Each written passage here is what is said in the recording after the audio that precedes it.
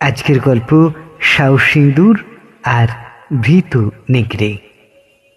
একদিন গভীর জঙ্গলে একটি নির্ভীক ছোট্ট ইঁদুরের দেখা মিলল।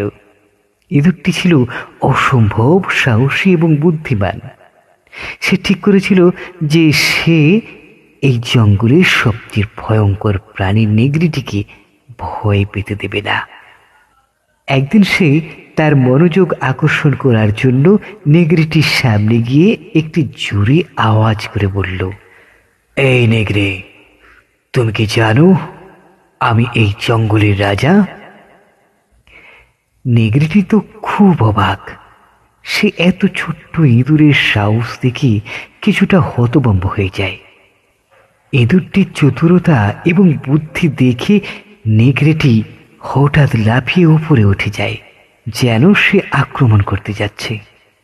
কিন্তু ইঁদুরটি খুব হাসিতে মেতে ওঠে এবং বলল, এত ভয় পাওয়ার কি আছে, আমি তো কেবল মজা করছিলাম। নেকড়েটি বুঝল সাহস আর বুদ্ধির জোরেই ইঁদুরটি তাকে ভয় দেখিয়েছে। এরপর থেকে নেকড়েটি আর ইঁদুরটিকে অবহেলা করেনি এবং তাদের মধ্যে এক মজার বন্ধুত্ব গড়ে ওঠে।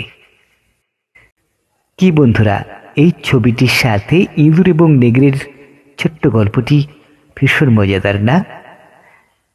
ভালো লাগলে একটি কমেন্টে লিখবে এবং একটি লাইক দেবে।